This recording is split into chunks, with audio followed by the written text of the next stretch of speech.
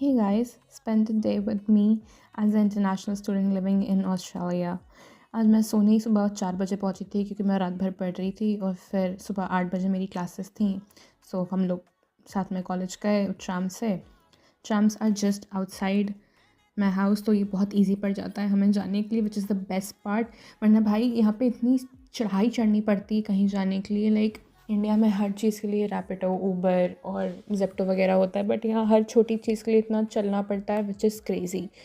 तो हम लोग फिर ट्राम से कॉलेज गए। भाई इतनी पढ़ाई, खुलते ही जैसे ही कॉलेज शुरू हुआ उन्होंने इतनी पढ़ाई करवाई हमसे, मेरा रोना छूट गया था। और इतना सारा लैब वर्क था, हम 8 बजे से 5 बजे तक all we were doing is just studying. उसके बाद सीधा मैं बीच भागी because that's the only place I get happiness in. और मेरा प्लान था कि हम बीच जाके कुछ खाएंगे और मज़े करेंगे। जैसे ही हमने खाना निकाला, भाई यहाँ पे इतने सारे सीगल्स होते हैं कि खाना निकलते ही वो आपके सर पे आ जाते हैं और आप कुछ खा ही नहीं सकते। एक निवाला मेरे मुंह में नहीं गया बिकॉज इन्हें सब कुछ चाहिए था। भाई इतना रोना छूटा, जहाँ जाओ हमारा पोपट ही होता है। उसके बाद फिर हम बस घर आते आते वहाँ में शाम हो गई थी। और मेरे घर के जिस पास ही इतनी क्यूट कैट रहती है जिसके साथ हम बहुत देर खेलते रहे। भाई this is the best part of the day when you get to play with animals.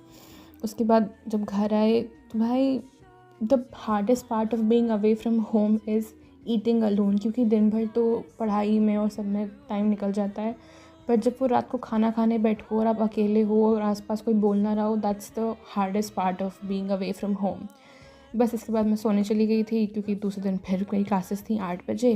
Then I will see you in the next one.